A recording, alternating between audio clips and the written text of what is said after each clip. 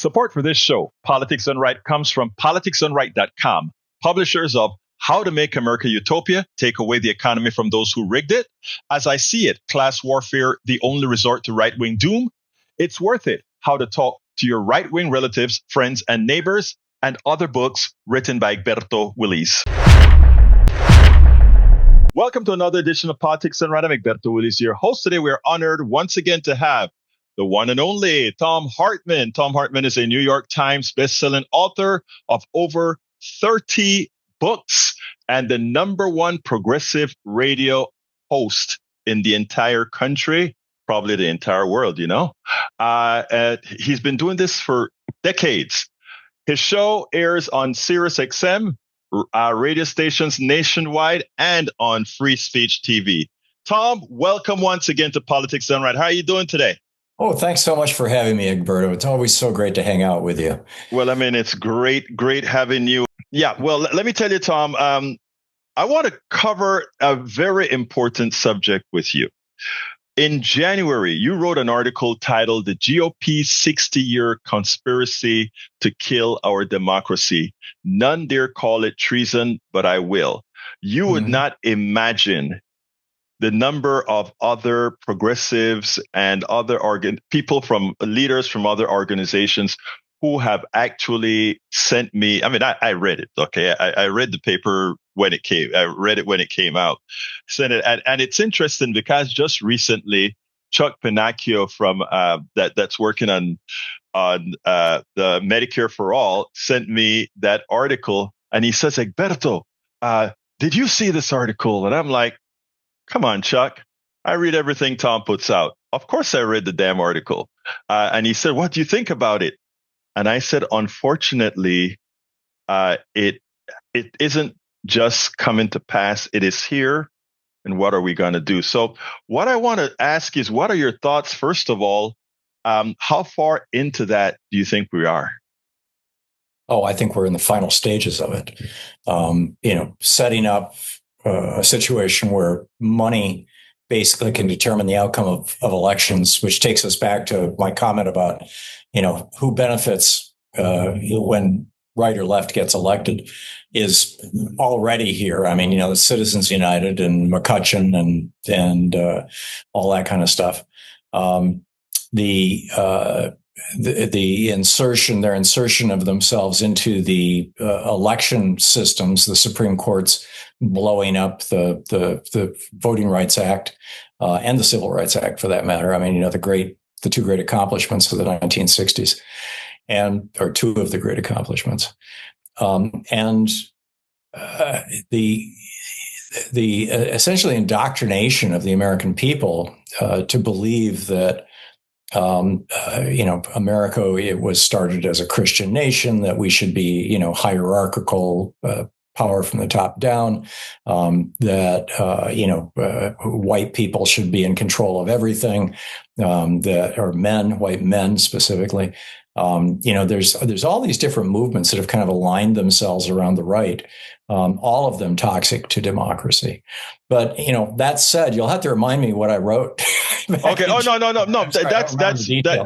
That is fine.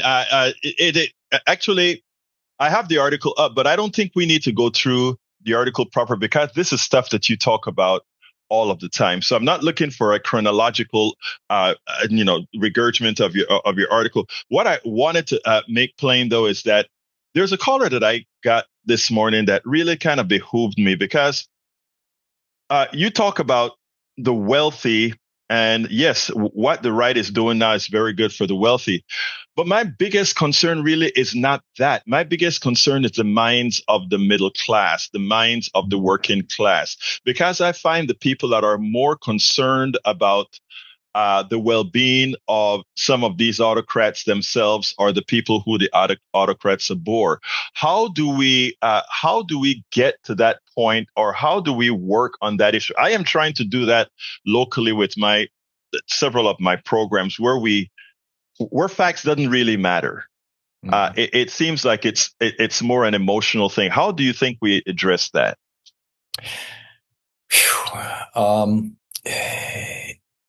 there have been a number of messages that have been coming out of the right since the 60s, really, in a big way, but in particular since the Reagan Revolution, the 1980s.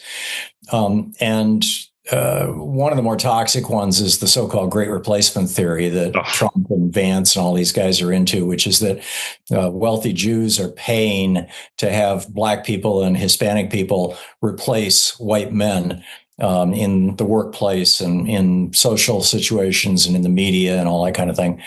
And, it's just these are, I don't know if you've ever seen Birth of a Nation, the 1913 movie that Woodrow Wilson right in the White House, yeah. That created the revival of the Klan in the 19-teens. But that's essentially the message of that movie too, only in the language of the early decades of the 20th century. And so that is particularly potent and deadly to democracy and to our society. Another is Rush Limbaugh and his feminazi thing, just this idea that men should be in charge and women should be disempowered. And we're seeing that in multiple dimensions. We're seeing it in the battles around abortion and women's rights more generally. We still don't have the Equal Rights Amendment passed, and this goes back to the 19-teens as well. It's been more than 100 years since it was first proposed. So, and then of course there's just the general hate on the queer community. So it reminds me of the old cartoon, where the fat cat is sitting there at the table with, a Black guy and a working class white guy. And they've all got a plate with cookies in front of them. And the fat cat's got, this giant pile of cookies. And the Black guy has got one cookie and the white guy's got 3 cookies. And the billionaire says to the white guy, that Black guy wants your cookies. And I mean, that's what's going on. And it's not a new story. It's a story as old as humanity, arguably. But it has been fine-tuned and tweaked. Lee Atwater back in the 80s talking about, N-word, N-word, N-word. Well, you can't say that anymore. Yeah. Code, we say forced busing, or we say, things like that, and now it's gotten even more subtle than that, but everybody understands what these dog whistles are. So, when they talk about so-called cultural issues, and also now it's, let's go after trans people, who are the first people Hitler went after, actually. Because they're the least powerful of all the minorities and the least likely to garner widespread support. You look at these, this creating a sense of victimhood while creating victims out of the people that are being alleged to be the perpetrators, is so destructive to our society. It's so destructive to our social cohesion. It's so destructive to democracy itself. And it can be so powerful. I mean, we saw this with the Willie Horton ad in George Herbert Walker Bush back in the day against Michael Dukakis. We've seen it over and over and over again. And Reagan, the first speech that he gave when he was nominated to be president in 1980 was at the Nebosha, I'm sure I'm mispronouncing it, County Fair, outside of Pittsburgh. Mississippi. Exactly, Mississippi. In fact, I remember that. And Cheney were murdered, the 3 civil rights workers. So this has been a strategy of the GOP and the right in general for a long, long time. And, and they're continuing to do it, and it's continuing to hurt America.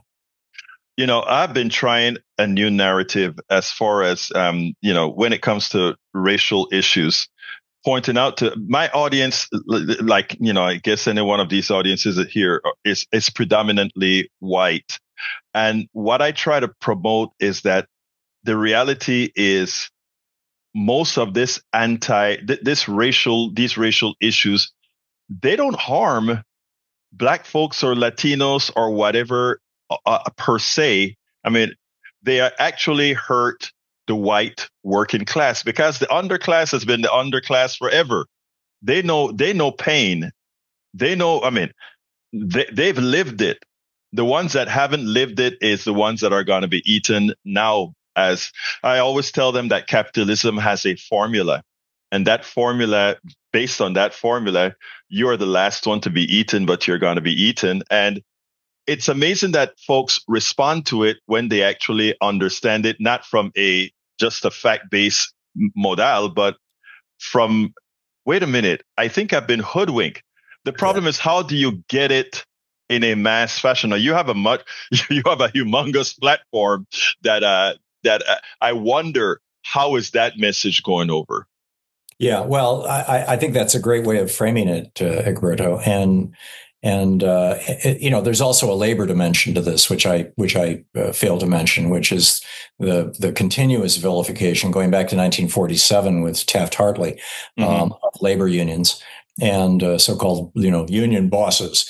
And all this kind of stuff. So, I think your point is really, really well made.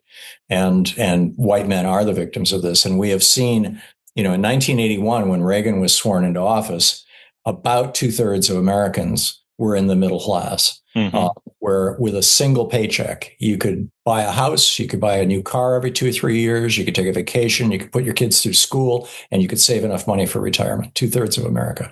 That's 45% of America now, and it requires 2 paychecks instead of 1. We've seen wages have gone up 8% since 1981 for working class people. Wages have gone up 350% for the top 1%.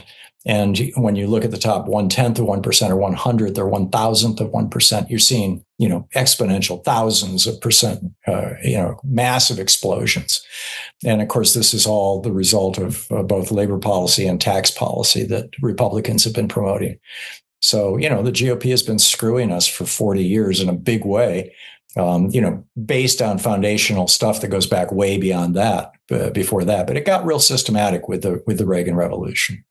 Dr. Wolf came out with a graph that showed, whereas wages went up not wages, but income went up for the upper classes, what went up for the lower classes is credit. In other words, they got access to easy credit, and they had the semblance of prosperity instead of real prosperity. And that's how, even as they were being ripped off, that they were, as the middle class is being ripped off, they still had that semblance of prosperity because they had a hell of a lot more credit that they could use. And the thing about it is, now that their credit is starting to run dry, their people are all wondering. My concern is now that we are we're getting close to an unrecoverable path. And I think, but at the same time, I also think that, and you tell me what you think about that. I think that people are starting to realize that they are, in fact, being screwed. And a lot of them, even though it's hard to admit, a lot folks don't like to admit that, okay, I've been hoodwinked all this time. As they realize that they've been hoodwinked, and it wasn't those other people, those brown and black folks, that really caused their problem, what are they going to do? Yeah.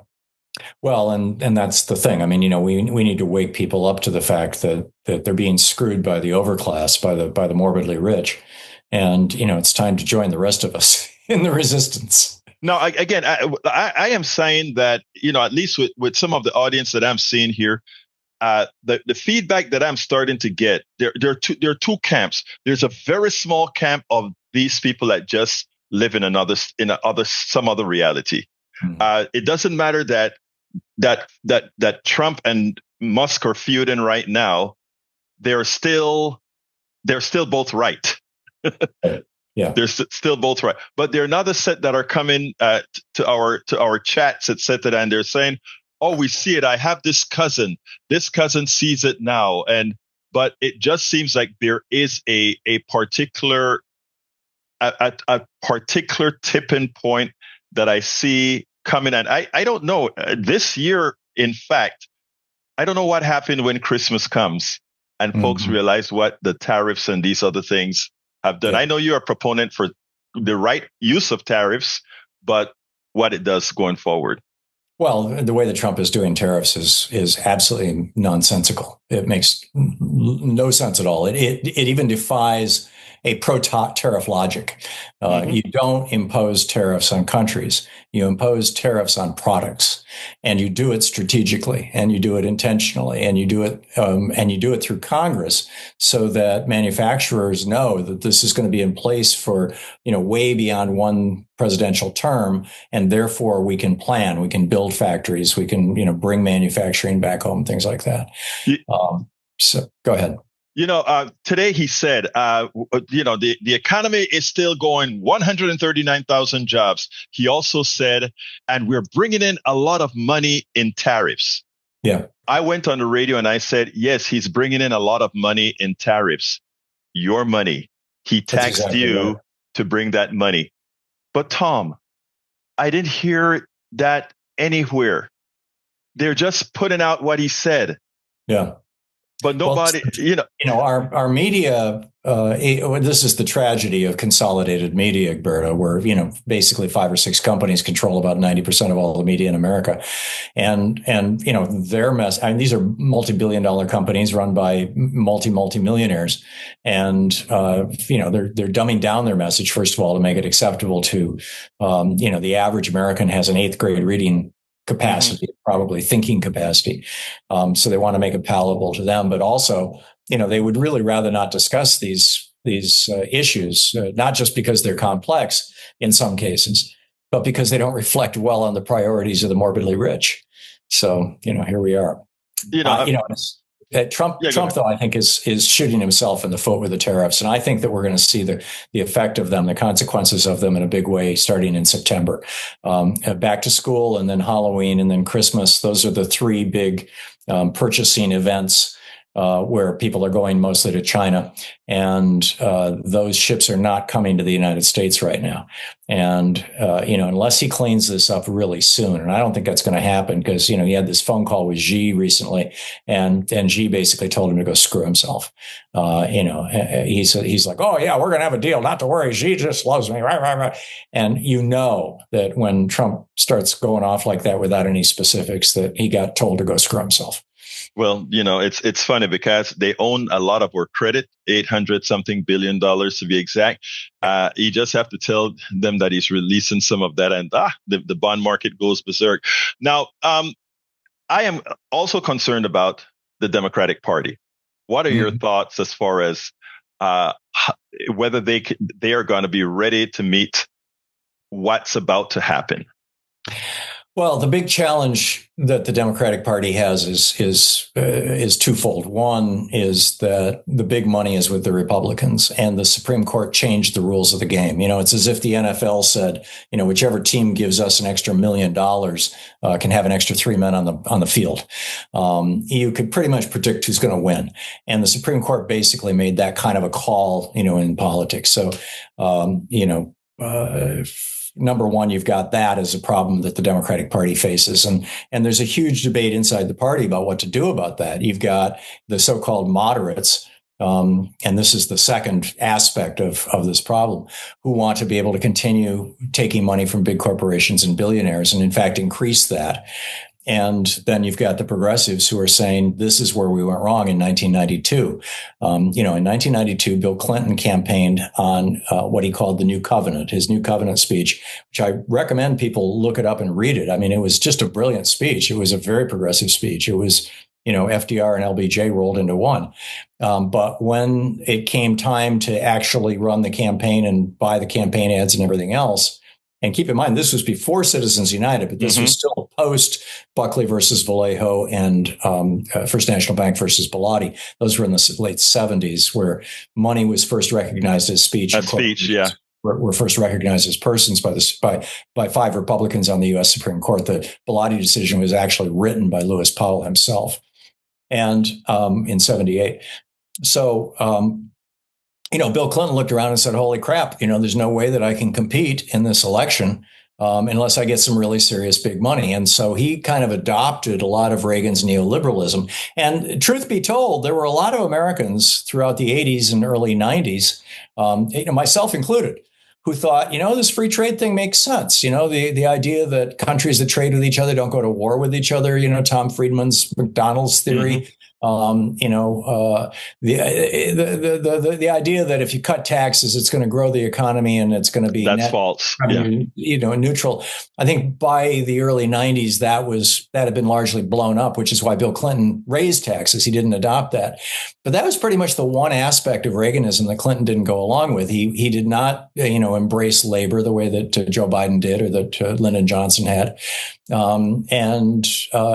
He declared the end of big government as we know know it and the end of welfare as we know it. And the Democratic Party is still suffering from that, still recovering from that, embrace.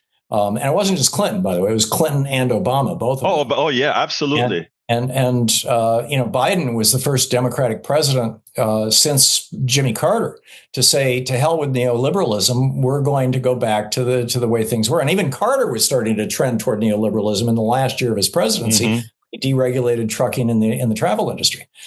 So, basically the Democratic Party got kneecapped in the 90s and throughout the first 2 decades of the 21st century when people wanted real change. They wanted FDR. They wanted a New Deal. They wanted a reboot of our society and of our economy in ways that would benefit the average person. They wanted to get back to a time where 2/3 of us are in the middle class with one single paycheck.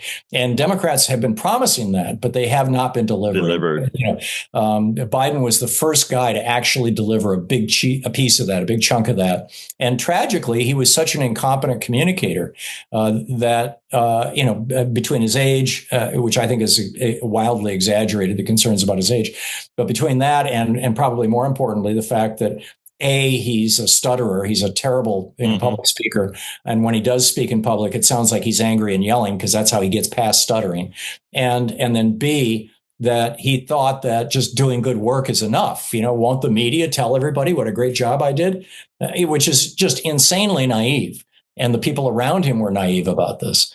So you've got a Democratic Party that has done some really extraordinary things in the last 5 years and gotten no recognition for it at all. And now you've got a Republican Party that's running around with a whole media entourage reinventing the last 5 years, talking about, it was such a terrible time with Joe Biden and oh my God, and Trump is putting us back together and, just lying through their teeth. But people have no alternative information. And so they're believing it.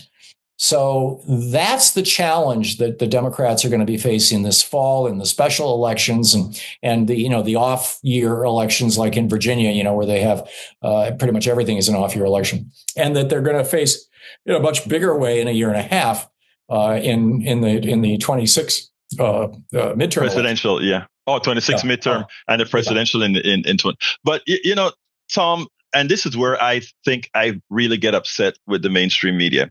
Let's centralize on you for a bit here. You have the largest progressive program in the nation. I look at your numbers and your numbers. They for what I see, these great numbers. How many times? And by the way, I watch the particular Democrats that appear on your station, etc. throughout. One would think, since it's quite a bit more inexpensive to be on a network under, let's say, your framework than an ABC, CBS, again, who's owned by the plutocracy, to really start a true grassroots movement. Maybe I don't know something. Have any of them tried to say, let's start building, let's build upon what you built? Well, there's kind of two elements to that. One is the grassroots movement. I'm an advocate of not starting from scratch, but instead of taking over a $1 billion corporation called the Democratic Party and, getting inside it. The most powerful political actors in America are the committee precinct chair. Yeah. Yeah. They're the ones who write the platforms. They're the ones who decide who are going to be in the primaries. They're the ones that when your member of Congress or the Senate comes into town periodically, they're the first people that they meet with. They're the ones that they listen to. And so I'm encouraging people to get inside the Democratic Party and take the damn thing over. It'll be so much easier than trying to start from scratch. And go ahead. Right. I wasn't trying to imply otherwise. In fact, I am a precinct chair in the Democratic Party. God bless you. Yes, I am a precinct chair in the Democratic Party, 758 right here in Texas. And I was about to leave, and because I was a Bernie rep out in Philadelphia, And I was about to leave, and I had been building and telling all our folks they had to do exactly what you just said. And that was come into the party and be a precinct chair, because that's where all the rules are made. And I was about to quit, and I got slapped. You're not leaving because you're the one who said that this is what we're supposed to do. So I stayed. I stayed. Okay. But so I do believe in that. What I was trying to, when I said centralize, and what I was talking about wasn't trying to reinvent the wheel or get a new party, but as someone with as a core with the media, why don't we have? So you're talking about my media platform. Exactly, your media platform, united things like your media platform, and I would name a few others that are large, but the reason I don't is that they are solely owned by they're pretty much, how should I say this kindly? They're pretty much a part of the this new wave of trying to keep your feet in both camps. Well, and an awful lot of the people that are our peers in the mainstream media are employees. Right. I mean, when Louise and I started this program, our radio program 22 years ago, we made the decision that we would never be anybody's employee. Mm-hmm. So when I went on Air America, my show was the only show where I was not an employee of Air America. Mm-hmm. We sold our own advertising. We shared revenue with Air America. But I was unwilling. And that's why when Air America went down in flames, my show continued. And, we've built this thing from scratch. We started out with one station in Burlington, Vermont, and just added and added and added and added and added. And it was 6 years before we made a penny. I mean, we pissed away our entire retirement savings. Brother Thom, let me just tell you, you are the kind of template I've been attempting to follow. In that I knew that. I knew that I knew your story, and it was we've had these conversations. Yes, exactly. But I also the thing about it is that is what true independent media is all about. But it is also a good tool for a party that is poor at getting a message out to leverage. And what I see, and you tell me if I'm wrong, I could be wrong, but what I see is a lack of leveraging tools like yours to get that out. What I see is a lack of understanding of how the media works and how communication works. Mm-hmm. And you're one of the people who really gets it. And it's one of the reasons that I have, you and I have been close for many years, and why I've been such an advocate for your program. And whenever any station or network or whatever says, anybody who's any good, I always may put you at the top of that list. But what I sadly learn when I visit some of my affiliate stations and listen to the programming that they're putting on is that an awful lot of it is unlistenable. Yeah. That people just don't understand the basic rules of podcasting or of broadcasting. They don't understand that you have to belt the show out. Mm-hmm. They don't understand that you have to modulate your voice. They don't understand that you've got to be sure to not just do complaint radio and mm-hmm. just recycle the news every day. You've got to actually, go to the bigger picture. You've got to help people understand why this is important. Right. You've got to put things in the context of what individuals can do. There's a whole level of, or layers of complexity there that Rachel Maddow, when she and I were both on Air America back in the day. Thank you. I think we were the two who were doing this. We were the mm-hmm. two who were digging deep into topics, really exploring them in some depth, trying to do these bigger. And she continues to do that on MSNBC, yes. And I continue to do that on my program. And it just always blows my mind when people sit around going, "Why is Rachel so successful?" And then you turn on, MSNBC, and what do you get? You get a former Republican spokesperson on TV who says, let's talk about what everybody else is talking about, and let's do it with three people who are, pundits. Right. And let's have an inside baseball conversation. And really good communication, good radio, good podcasting, always is one person to one person. I'm never talking. I mean, Talkers Magazine says I have an audience of 6 million people. I'm never talking to 6 million. I'm always talking to one person, one Exactly. person at a time. There's only one person on the other side of that camera. And so, number one, I mean, I think I just went through 3 or 4 of the kind of basic rules of broadcasting, which you know so well. Mm-hmm.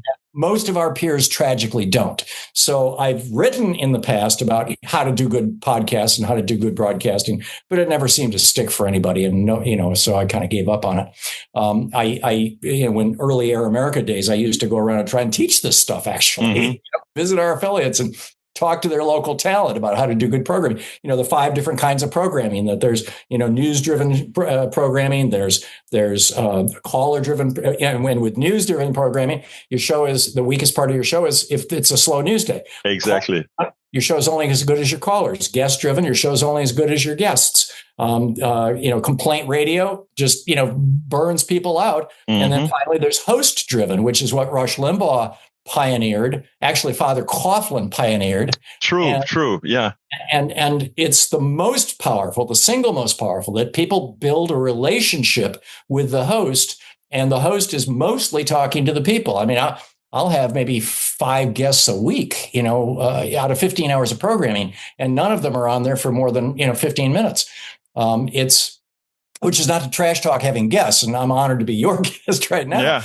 But the point is that you can carry a show. I know you can do that because you do it regularly. You can pick up the stories and give meaning to them and connect with your listener.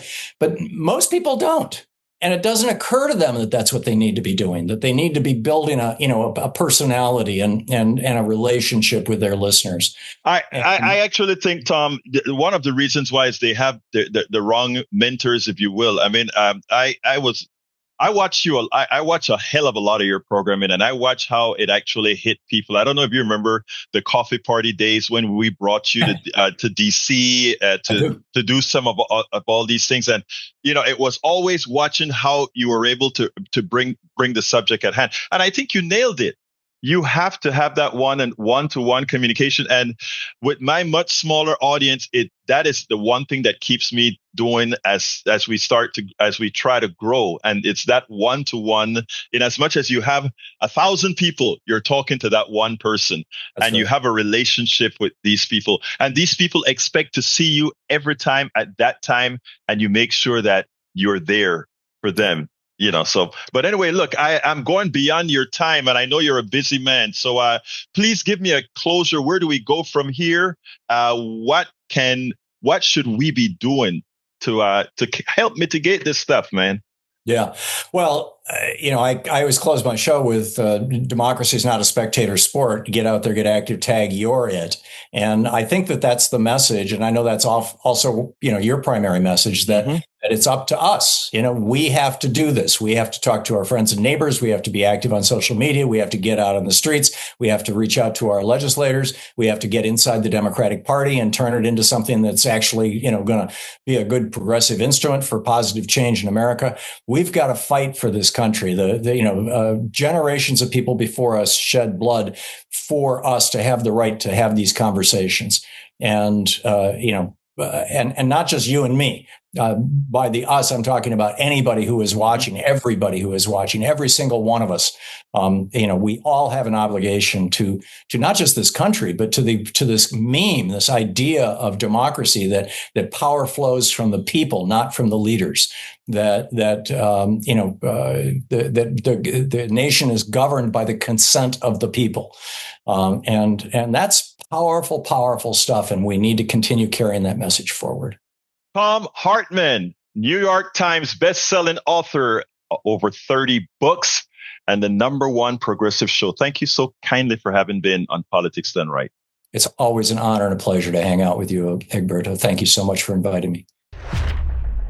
Today, we're honored to have in the house with us David Vernon, Professor David Vernon. He's an adjunct professor of philosophy at St. Thomas University, Miami Gardens, and Miami-Dade College.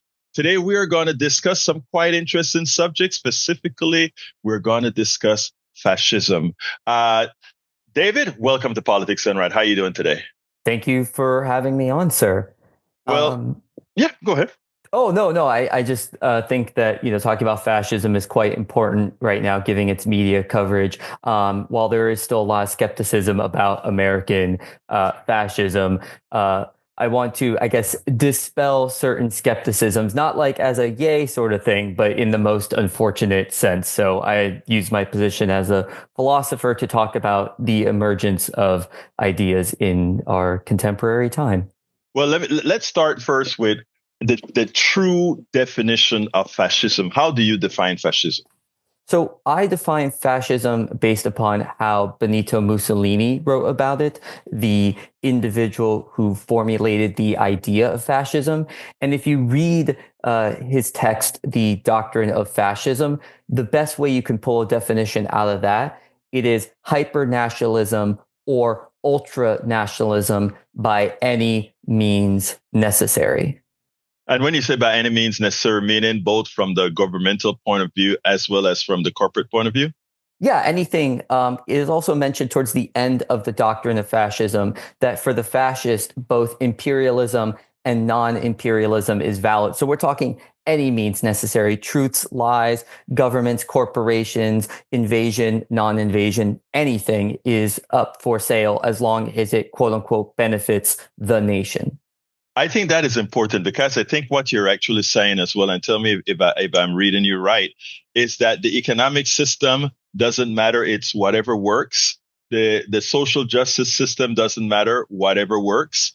No matter what, the fascism can fall under any particular economic or socioeconomic system that you so choose. It could. It just so happens that historically it has always fallen under capitalist systems, right? And that's not necessarily an accident because there are some benefits offered by the capitalist system, such as mass resource production. And fascists tend to like to be imperialists. And so having mass resource production is useful for war. So it isn't a accident that fascism has always found itself under capitalist systems. However, it is not a necessary function of capitalism. In theory, you could, have a fascist social democracy is certainly something that is not impossible, but hasn't been seen yet. Well, interestingly, I can understand why it's also easy under capitalism, because while we are usually sold a bag of fallacies that capitalism is dependent on democracy, the fact is that the core of capitalism, which is the corporation proper, is one of the furthest things away from democracy, something that I actually call the fermenters of antiseptic slavery. Your thoughts on that? Yeah, I mean, I'm personally a social democrat, so I do see the very obvious problems with like full laissez-faire capitalism and how it's not necessarily a democratic system. So yeah, it is definitely one of those things where you cannot have pure capitalism, just unrelenting and, in a sense, unchecked. And so in this sense, though, right, what fascism does, it'll want to make as many tools as possible at its disposal unchecked so it can go about its national competitive advantages. And those national competitive advantages are, having one's nation rank above all others at all costs. Now, one nation ranked over others. Now, we hear Donald Trump always talking about America first, America first, America first. Now, it also seems to me like for a successful fascist state, and notice I didn't say a fascist state. I said a successful fascist state to exist. You also need a competent fascist leader, something that it seems Donald Trump is failing miserably at. So help me out there. Not necessarily. I mean, fascism always comes with a level of incompetency because it cares about loyalty. As Benito Mussolini writes, the nation is not the majority. A really good example of this is Batista in Cuba, right? In Batista's regime, right, he hired a lot of loyalists, and a lot of these loyalists were, morons, right? They were just kind of like strongmen, morons and bullies, right? They weren't necessarily the best people for any, given job. And the thing that kept Batista's, power going is that the U.S. was complicit. It wasn't like, yay, we're happy that he's here. John F. Kennedy spoke against him, but it was still like not enough of a problem. And so in this, though, right, we actually do see a lot of incompetencies in fascism. Yes, there are individuals who partake in fascism that are unfortunately intelligent and help in that regard. We can see this in many individuals in Adolf Hitler's circles, despite being weird cultists. Many of them were quite competent generals and economic administrators. And so, yeah, fascism doesn't have to be competent to even be successful. Let me hit the point again, because I agree with everything that you've said. I don't know if you necessarily see where I was going with my question, and that was, I think Mussolini was a very competent guy. Now, the people that become loyalists, inherent to become a cultist or a loyalist, means that you have to have some level of incompetency, because again, you don't have faith in yourself to be able to be just this type of loyalist. We can also look at, let's say, look at Hitler. And it's dangerous anytime you're talking about Hitler, but I think Hitler was a fairly competent guy. I think if he had made certain moves, we may be living in extended Germany right now, but he just kind of bit off more than he could take too fast. And correct me if you see a flaw in that. In what I just said. Rather than going about historical speculation, the question here is, okay, how can American contemporary fascism be successful when its strongman is such a bumbling fool? Thank you for thank you for saying that, because I think you got to the core of where I wanted to go. So thank you. That is exactly right. Yeah, go ahead. Yeah. And so successful fascism is not necessarily about, any sort of competency in regards to being a manager or a good statesman.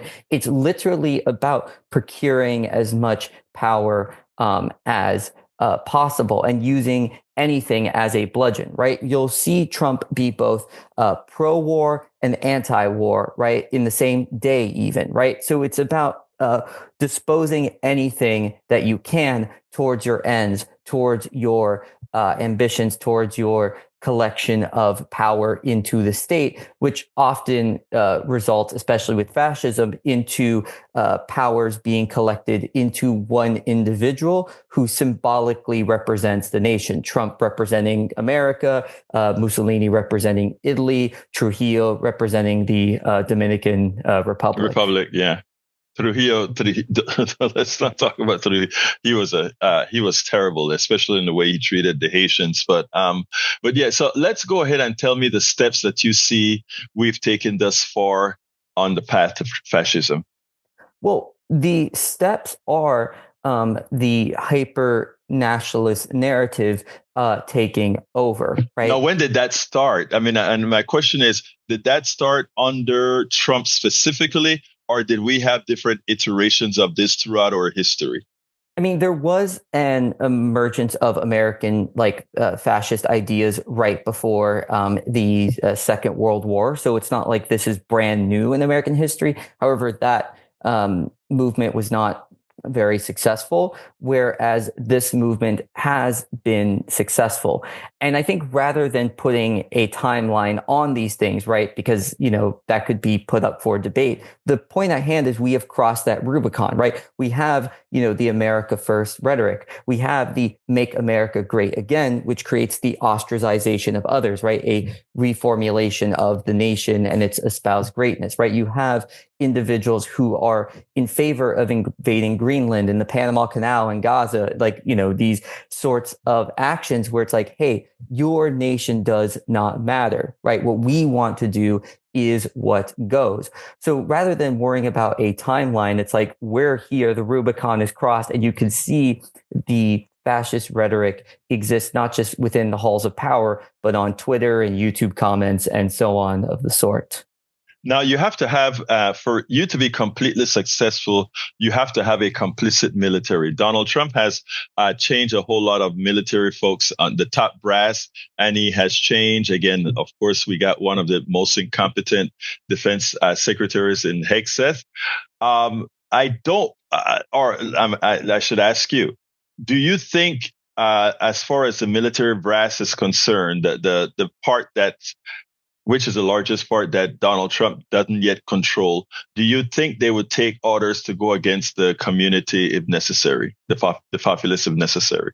At the end of the day, I cannot speculate on individuals' personal psychology, but obviously it is worrying when that sort of rhetoric even comes up, right? When you have, during the Black Lives Matter protests, right, where you even have him even hinting at the idea of shooting protesters in the leg, right? Mm-hmm. That is, the type of rhetoric that could go downhill, especially when you have about 25% of Americans with full certainty on board. And so the concern at hand is I cannot read someone's psychology, but the more these rhetorics get put out and the more people take on to them, the more likely that a loyal arm of individuals who enact physical power will be used by Trump. And rather than worrying about the military, which is a big concern, we can also see the clear and present danger with ICE being used like a Gestapo.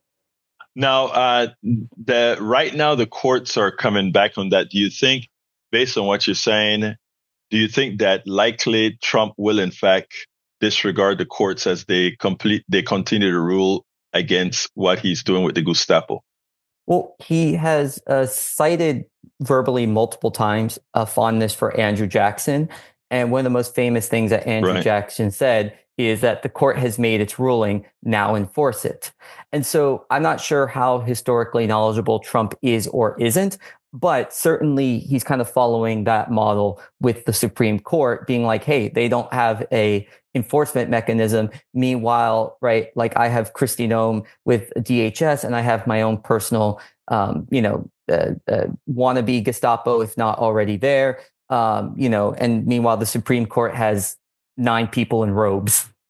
Now, we had looked at the Constitution with its separation of powers as pretty ingenious and pretty good. I always thought that the Constitution had some very severe flaws. Specifically, it's a capital document and not a total humane document. Is there anything that can be done? Because that statement that Andrew Jackson talked about or mentioned that now enforce your rule, it's concerning because it's right. There's no mechanism within the Constitution for the Supreme Court to enforce its rulings.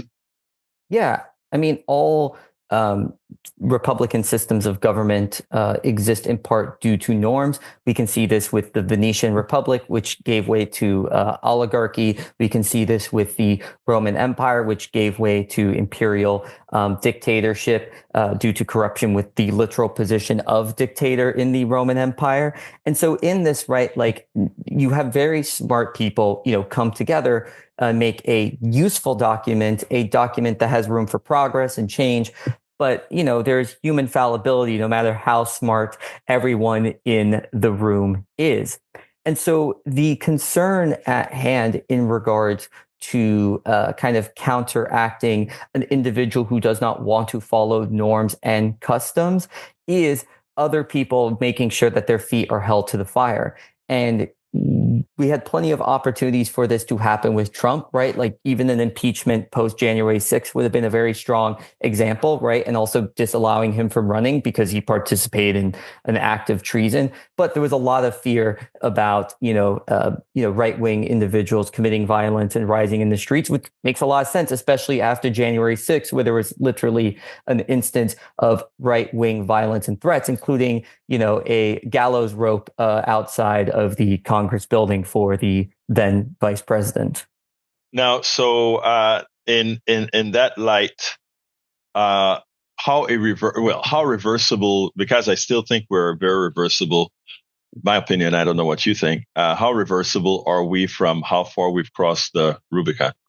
Well, I think the problem with crossing the Rubicon is you can never go back, right? So there will always be changes as a result. Once an idea enters the zeitgeist, it doesn't really disappear ever. It may not hold as much popularity or as much sway, but like ideas don't really get burnt out, right? It doesn't matter how many, book burnings there are, funny enough, right? The ideas and the notions still exist. The narrative still exists. It's very hard to fully erase history and actions. And so in that sort of sense, right, there is going to be a large population of Americans for a long time coming that will hold on to American fascist viewpoints, praise for Trump, and be okay with American blatant imperialism and blatant anti-immigration sentiments and et cetera, anti-trans sentiments and et cetera of that sort. It's interesting because that you say that, because it goes as bad as to say that there are some people now in the right wing that's been talking about bringing back the institution of slavery as not a bad thing and not a wrong thing. So, I mean, that gives credence to a lot of what you said, that once it gets into the zeitgeist, that it is hard as hell to get out. And that has been over, several hundred years now, and it's still a possibility. Yeah, and this isn't just an American thing. Like, we can see this with how Japan fails to properly talk about the rape of Nanking, right? And so at the end of the day here, one of the kind of downsides of, ideas getting into the zeitgeist is that, yes, free expression is more important than, than being like, oh, we need to police every idea, because then that creates a 1984 slippery slope.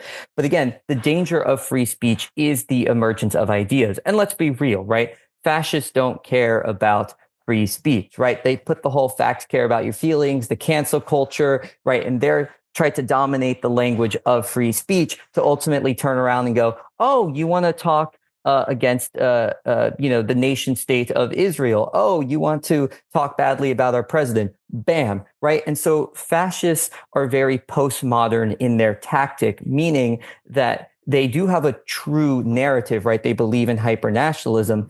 But aside from that, they'll just throw any narrative into the wind. They'll throw any idea into the wind to funnel anyone towards their cause of hyper-nationalism, right? They'll try to get people on trans issues, economic issues, America, F yeah, in that Matt Stone, Trey Parker type way. Any tool at the disposal will be used to pipeline towards hyper-nationalism.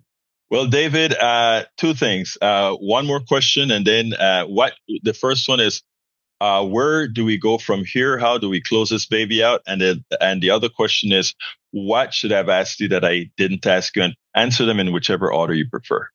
So I think what can be done is a genuine counter narrative against fascism and a willingness to be postmodern, right? A lot of times leftist ideas are very hyper-rational, which there is room for hyper-rationality.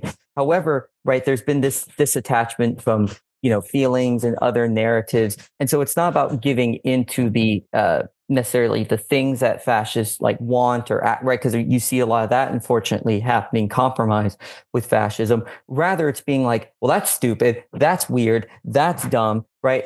So this openness about calling it out. Is that necessarily going to change anything? Maybe yes, maybe no. But the point at hand being, I think it's important when fascism emerges anywhere, right? Just as any horrible extremism emerges anywhere, give it a middle finger. So, and that could implement change or that could not. But I think it's important to, to face for it. One's personal value. Yeah, to both face it for both one's personal values and for the potentiality of change. And now, what would you have liked me to ask you that I didn't? Honestly, at the end of the day, there is no things that necessarily need to be asked. I think the only thing that's important to pay attention to is propaganda, rhetoric, changing ideas, right? We can see a strong example of this being anti-immigration, but all of a sudden, right, oh, we need to let the Afrikaners in, right? Oh, pulling specific clips from the EFF, right, without giving the context. So I think the important thing in general, whether you're left, you're right, you're center, you're this, right, be careful about dogma, right? Always investigate, double check ideas, look at perspectives, because if you don't, right, there is a single rhetoric that takes over, and we can see the harmful effects of that with emergent fascism. David Vernon, adjunct professor of philosophy at St. Thomas University, Miami Gardens, and Miami-Dade College. Thank you so kindly for having been on Thank Politics you for having Done me, Right. sir. Now, I just said the people who are the biggest defenders of these programs, the biggest defenders of these programs, are the ones who are losing the most. Theirs are the ones, and as they lose the most, they're fooled into believing that we are the ones responsible for their demise, when it is their own acceptance, willful ignorance of what's going on. So check this out. I want you to listen to, this is what I've spoken about this a lot of times, but it's always good to get this kind of reinforcement. When you have the mainstream media coming out and telling red states something they should have been constantly telling them over and again, that, hey guys, red states, you are the ones that are going to suffer the most out of the great, big, beautiful bill. You are going to be the ones suffering like this. Is this a bill that hurts people more in red states than blue states? And then does this face tremendous backlash come November next year in the midterms? You first. Alex, I'm glad that you mentioned this, because the disproportionate amount of folks that are dependent on Medicaid are in red states. And I think that is one of the reasons why Holly's, trying to sound the alarm. It's also one of the reasons why Linda Murkowski is getting so much favor for Alaska specifically, because clearly she is on the fence. And one of the individuals that I'm looking at is Susan Collins, because she is trying to decide where she's going to be politically. And she realizes that she needs to be able to bring all this money back to her state in order for her to have a safe election. At the end of the day, it's negotiations. I used to do appropriations a long time ago when I was a Hill staffer. And when you see the people that are holding out, they're often the ones that are going to reap the biggest benefits back to their states. And guess what? Collins decided I can't vote for it. So she was one of the 3 Republicans who voted against it. They coerced Murkowski into signing the bill by giving only Alaska, gets breaks from the Medicaid stuff. She gets breaks for the whalers. She gets breaks for all these other folks for her yes. And then she gets interviewed. And what did Murkowski say? Murkowski says, I hope the bill fails in the House. And why do I hope the bill fails in the House? Because it's a bad bill. And the rest of the country will suffer more so than Alaska, because at least I went and I fought for my people in Alaska, but all the other states couldn't do what I did for Alaska. Support for this show, Politics Done Right, comes from politicsdoneright.com, publishers of How to Make America Utopia, Take Away the Economy from Those Who Rigged It, As I See It, Class Warfare, The Only Resort to Right-Wing Doom, It's Worth It, How to Talk to Your Right-Wing Relatives, Friends, and Neighbors, and other books written by Egberto, Willies.